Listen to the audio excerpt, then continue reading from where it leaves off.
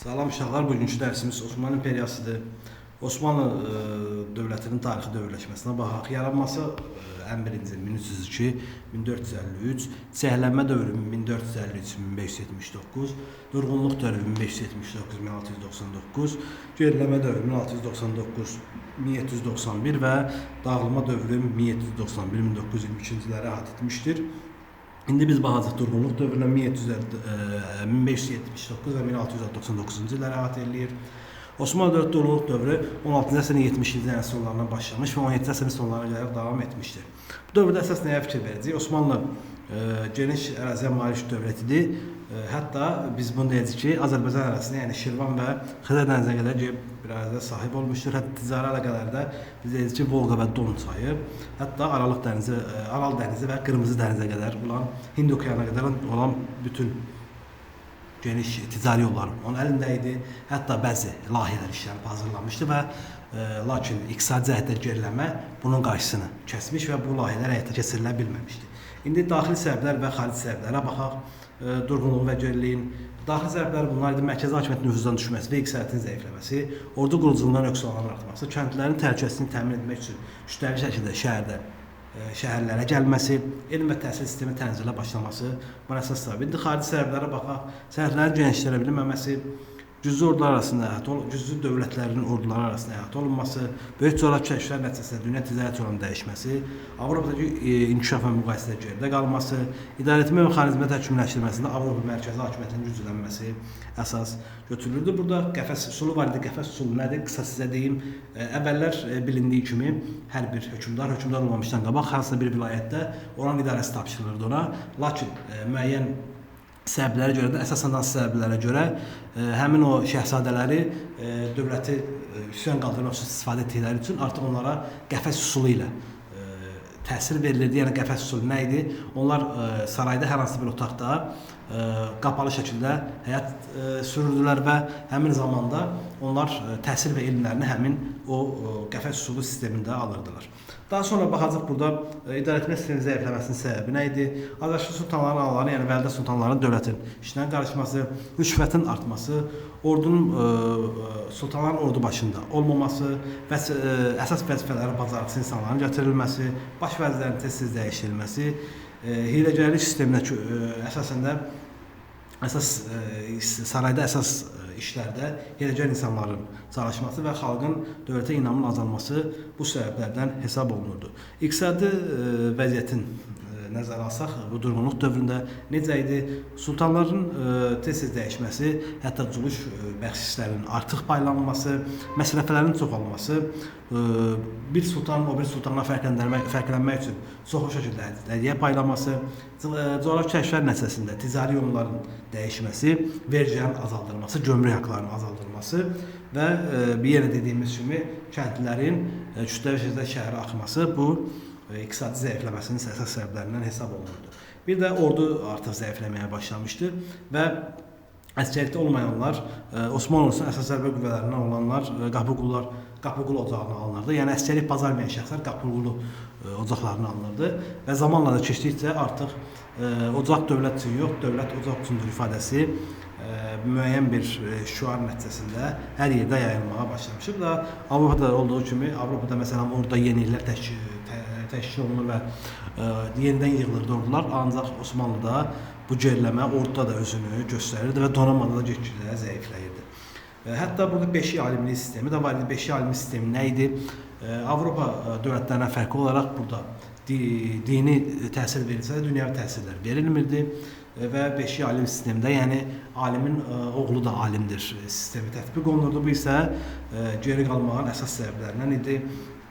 Daha sonra baxacaq ki, bu geri qalmanın qarşısını almaq üçün bəzi islahatlar həyata keçirilir. 17-ci əsrin ikinci yarısında Sədr Əzəm Köprülü Mehmet Paşanın başçılığı ilə bəzi islahatlar keçirilir. Məqsəd nə idi? Məqsəd durğunluğu aradan qaldırmaq, tənəzzülün qarşısını almaq, orduda qayda-qanun yaratmaq və din alimləri arasında qarşılaşmaya son qoymaq idi və nəticəsi necə oldu? Dövlət bütçəsində kəsirlər aradan qaldırıldı, orduda intizam yaradıldı, Anadoludakı üsyanlar yatırıldı, Osmanlı ordusu Çanaqqala boğazına ələ keçirmiş Venesiyaları məğlub edib onları adalardan qovdular, İslam alimləri arasında münaqişəyə son qoyuldu. Köprülü Mehmet Paşadan sonra oğlu Fazıl Əhməd Paşa hakimi sədrləməli vəzifəsinə gəlir. Yəni 1661 və 76-cı illərdə. Onun dövründə nə olur? Osmanlılar bir sıra Avstriya üzərində qələbələr qazanır. Hətta uzun müddət mühasirədə saxladığı Kret adasını 1669-cu ildə fəth eləyir. Respospolita və Rusiya arasında müharibələrdə Osmanlı üstünlüyü sübut eləyir. Respospolita hara idi? Respospolita Polşa və Böyük Litva Knyazlığının birləşməsi nəticəsində meydana gələn 1569 və 1795-ci ildə əhatə edən bir dövlət idi. Hətta bu müharibələr nəticəsində Ukrayna kazaklarının xeyli hissəsi Osmanlı himayəsi altına alındı. İndi müqəddəs biri ilə müharibəyə baxaq. Osmanlı müharibədəki uğurlarından qorxuya düşən, yəni sadaladığımız müharibələrdə uğurlarından qorxuya düşən Avropalı bir sıra dövlətlər Roma papasının təşəbbüsü ilə Avstriya, Malta, Venesiya, Respospolita 1684-cü ildə nə edirlər? Müqəddəs birlik yaradırlar və 1686-cı ildə isə Rusiya bu ittifaqa qoşulur. Və müharibə nəticəsi Osmanlı üçün ağır olur. 1699-cu ildə sülh müqaviləsi imzalanır. Bu müqavilədən Osmanlı durğun dövrün geriləmə dövrünə qədəm qoyur və Avropada çox hissəni itirir. Biz bura hansını misal göstərəcəyik? İndi sizə göstərəcəm. Mən burada ərazilər hansı idi? Məsələn, Macaristan və Transilvaniyanı Avstriyaya verir. Yəni bu hissəni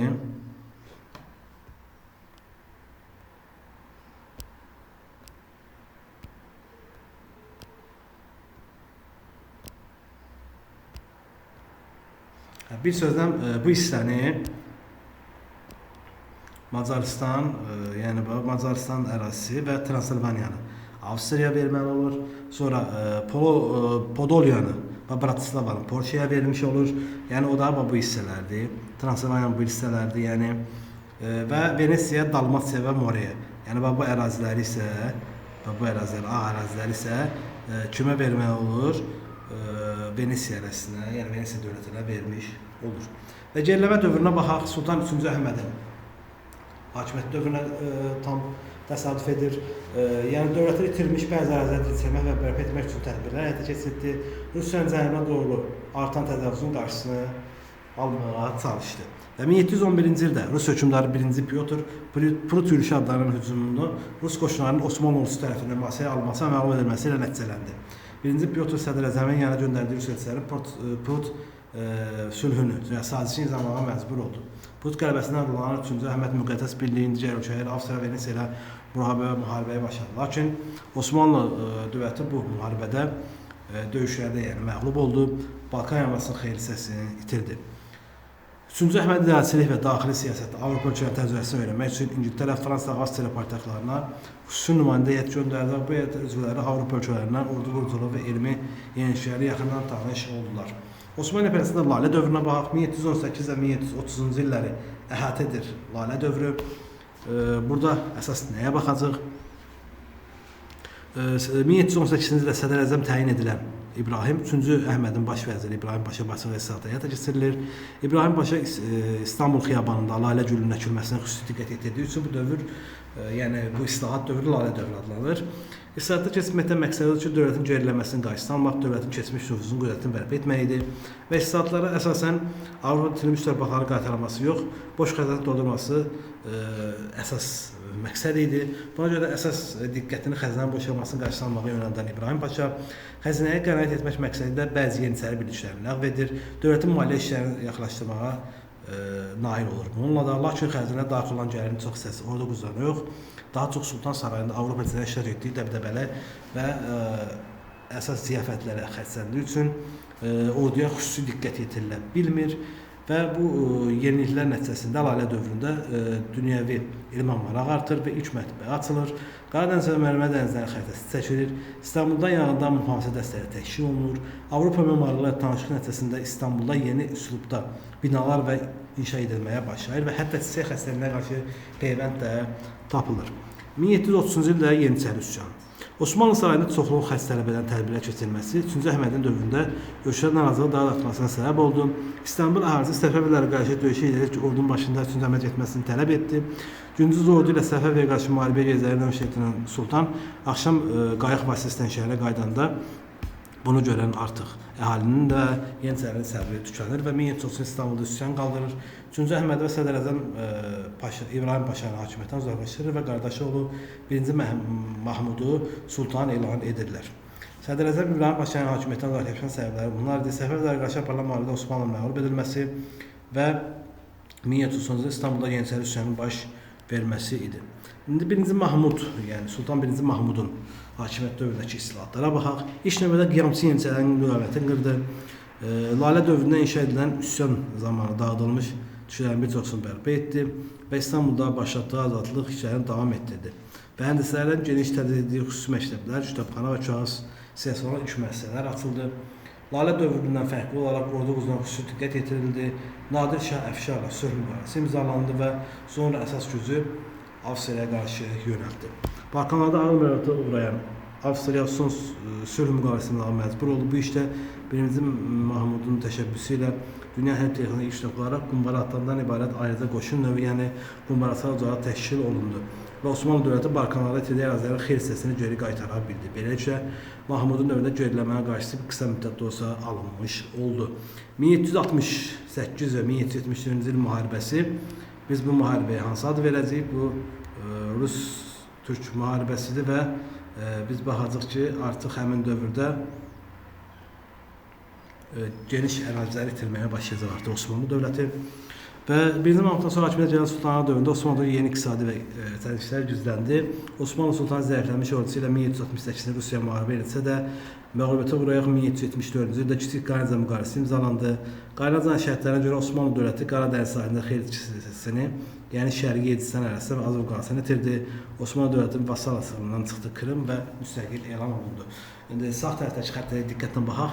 Yəni işarətlənmiş ərazi, yəni narıncı rənglə. Bu Osmanlıdan Rusiyaya keçən ərazidir, torpaq parçasıdır. Lakin burada əsas məsələ Krım xanlığının müstəqil olması və gələcəkdə Krım xanlığı Rus tərəfindən işğalına qapı açacaqdır. İndi şərq məsələsinə, onun mahiyyətinə baxaq. Rusiyada 2-ci Yekaterina və onun saray ağası Potyomkinin Yunan layihəsi hazırlanmışdı. Bu layihə 18-ci əsrin 2-ci yarısından başlayaraq Çar Rusiyasının xarici siyasətində əsas rol oynadı və sonralar Osmanlı torpağının bölüşməsi nəzərdə tutan şərq məsələsi adı altına alınmışdı. Və mahiyyəti bundan ibarət ki, Azov və Qaradəniz sahillərini tam işğal edərək bütün dənizləri işğal etmək, Bosfor və Dağdəniz bağı üzərindən nəzarəti ələ keçirmək idi.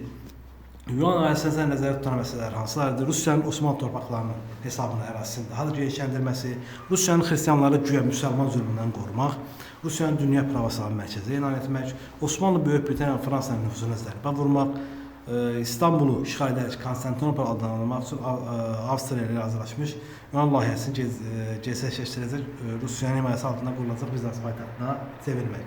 Avstriya və Balkan yarımadasının qərbindəki torpaqları vermək də bu layihənin içinə daxil edir.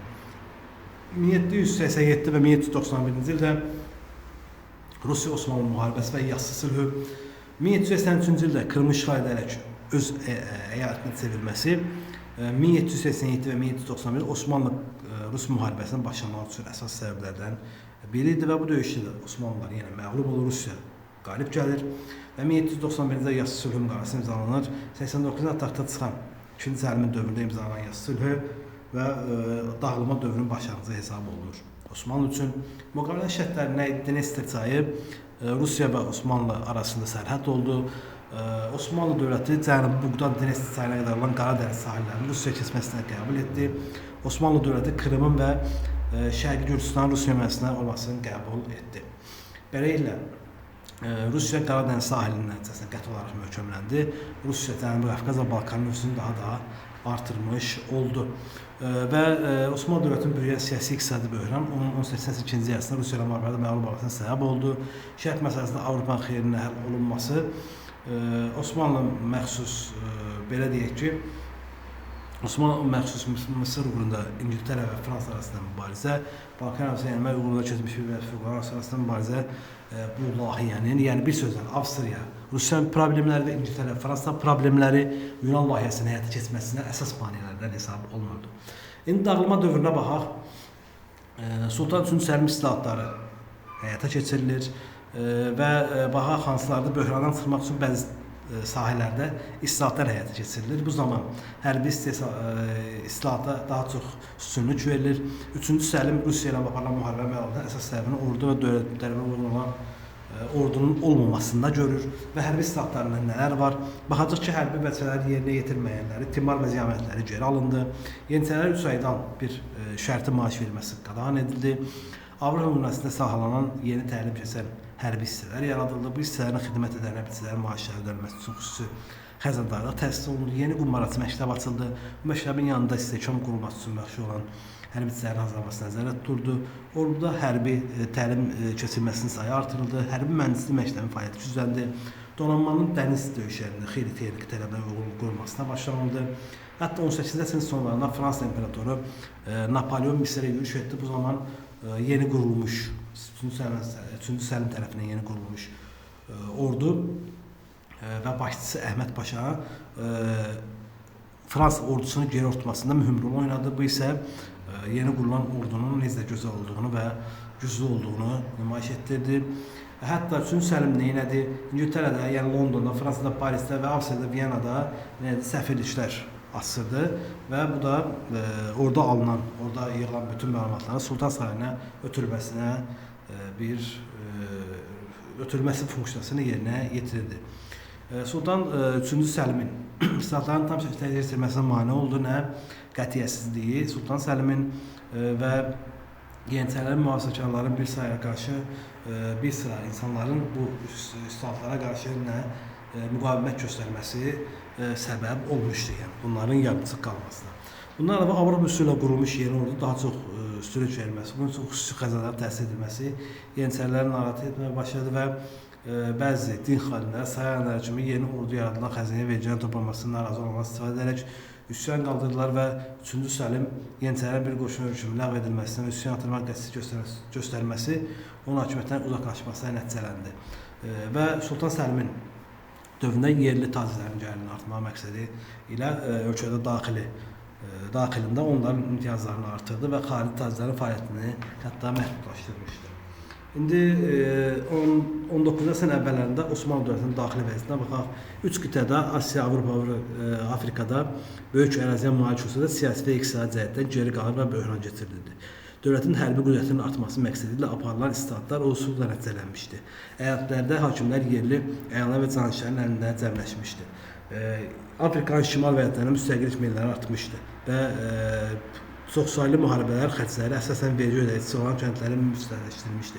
Hərbi lens sistemi isə artıq böhran keçirir və timar ziyamət torpaq sahibicə böhran keçirirdi və bir çox timar sahibləri müflisləşir, torpaqların hissələrini bölərək satırdı və vəzifələrinin düzgün qaydada yerinə yetirməsinə mane olurdu. Və Rusiya Slaviyan xalqlarının mübarizəsini dəstək verirdi. İngilislər isə Misir və fransızlar İngilislərinlərə də mövqeləri möhkəmləndirdilər. Yəni həm daxili, həm də xarici səbəblər artıq nə edirdi? Osmanlıyı demək olar ki, dağılmanın ərəfəsinə gətirib çıxartmışdı.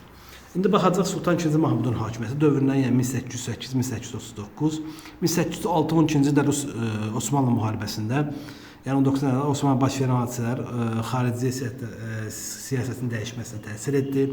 Yəni Fransa ordusu Napoleon işğalçı müharibələri Rus və Osmanlı müharibəsinə yaxınlaşmasına səbəb oldu. Lakin 3-cü Səlimin dövründə Rusiya, Valaxiya və Rumıniyanın cənubunda bəzi, yəni Moldova ərazisində bəzi əraziləri ələ keçirilməsi və həmin ərazilərdəki milləti Osmanlıya qarşı qaldırması 1806-cı ildə bunlar arasında müharibəyə səbəb oldu və Osmanlı İmperiyası müharibədə başa çatdı və 1813-cü ildə Buxarest sülhü imzalandı. Buxarest sülhünə görə Bessarabiya Rusiyaya verildi, Moldova və Valaxiya Osmanlı dövlətinin hökmündə qaldı. Rus gəmiləri Dunay çayından sərbəst üzməyə hüququ əldə etdilər. Balkanlarda Osmanlıya qarşı üsyanlar başladı. 19-cu əsrin ilk 10 illiklərində Osmanlı dövlətinin növbəti zərbə Balkan ərazisində yaşayan xalqlardan gəldi. Yəni Serb üsyanı idi 1821-29-cu il. Birinci Serb üsyanı, sonra 1821-29-cu il Yunan müstəqilliyinin mübarizəsi oldu. 1828 və 1829-da Rus-Türk müharibəsi baş verdi. Bununla da Osmanlı İmperiyası yenə məğlub oldu.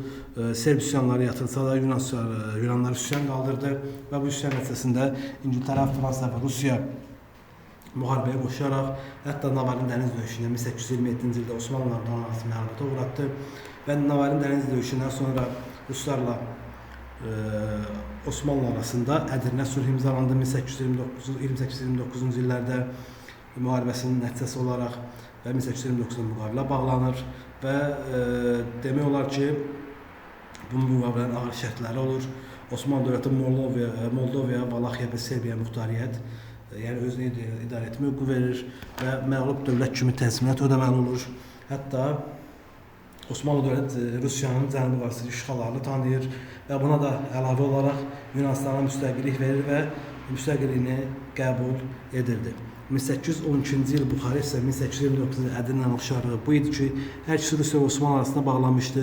Moldova və Valaxiya Osmanlı tərkibində qalmışdı və Cənubi Qafqazdakı işğallarını Osmanlı Rusun tanımalı olmuşdu. İndi 2-ci Mahmudun islahatlarına baxın, 1826-cı ildə yeni nizami ordu, yeni piyada korpusu yaradılması haqqında fərman imzalandı. Fərmana uyğun olaraq nizami hərbi dəstələr yaradıldı. Bu fərmana qarşı Yeniçərilər dərhal qəm qadısı 2-ci Mahmud qiyamı yatıraraq Yeniçəri dəstəsini ləğv etdi və nizami hərbi dəstələri tərbiləri həyata keçirdi. 1830-cu ildə ümumi əsgər yığımı haqqında yeni ordu yaradıldı və hərbilərin sistemi ləğv edildi və bundan sonra da hərbi xidmət göstərməyən Timar və Ziyamət torpaqları əlindən alındı. Timar torpaqları dövləti mülkiyyətinə keçdi. Timar sahibləri təqaüd qismində kompensasiya aldılar. İdarəetmə statlarına baxaq, bir saat zamanında Avropa nümunəsinə əsas gətirildi və Avropa nümunəsindən nazirliklər yaradıldı. Mədəni statlara baxaq, mədəni statlar hansılardır? 2-ci Mahmudun fərmanından sonra cəmiyyətin xarici görünüşündə yeni geyimində, yəni əsasən xeyli dəyişikliklər baş verdi. İndi Sultan 2-ci Əbdülhəmidin hakimiyyətinə baxaq. 2-ci Əbdülhəmid yox, daha dəqiq desək, Əbdülməcidin hakimiyyəti dövrünə baxaq, sonra Əbdülhəmidə baxarıq. Osmanlı dövlətinin tənzimat hərəkatının başlanması bu dövr əsasında götürülür, yəni 1839 və 1861-ci illəri əhatə edəcək hakimiyyət dövrü və 39-da başlayan Gülhan xətt adlı fərmana xüsusi diqqət yetirəcək. Burada əsasən nə öz əksini tapmışdır və Tənzimat-ı Xeyriyyə adlı adı altında, yəni burca xarakteri daşıyan bir demək olar ki, bir belə deyək, islahat idi. 1839 və 1876-cı illərə əhatə etmişdir. Baxaq burada əsas nələr nəzərdə tutulur, hansı məsələlərə xüsusi fikir verilirdi. Vergilərin ədalətli və düzgün toplanması, iltizam sisteminin ləğv edilməsinə, bütün təbliğlərin həyat, şərəf və mülkiyyət təhlükəsinin təmin olunmasına, qanun qayda yaradılması və orduya çağırışların nizamlaması əsas götürülürdü. Tənzimat islahatına əsasən həyata keçirilən tədbirlər hansılar idi? Dini etiqadlardan asılı olmayaraq imperiyanın bütün təbliğlərinə hüquq və vəzifə cəhətdən bərabərlik elan edilmişdi. Xüsusi hərbi tədris ocaqları və ilk universitetlər açılmışdı. Bununla yanaşı biz baxacağıq burada əsas nəyə? Yeni Osmanlı cəmiyyəti Osmanlı İmperiyasının konstitusiya və siyasi orqanlarının parlamentin yaradılması üçün hərəkata başladı. Elə həmin dövrdə hərəkat iştirakçıları 1865-ci ildə yeni Osmanlı cəmiyyətini yaratdılar. Yeni Osmanlılar Tənzimat-ı Xeyriyyə statlarına davam etdirilməsini tərəfdarı idilər. Sultan hakimiyyətinə və imperiya qoruyub saxlanılmasına sədaqətlə yanaşırdılar.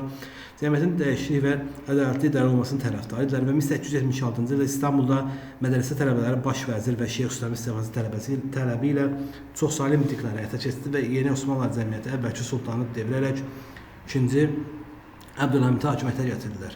Yeni Osmanlıların əsas məqsədləri bunlar idi: parlamenti yaratmaq, konstitusiyanı qəbul etməkdir. İndi 2-ci Əbdülhəmidə baxaq.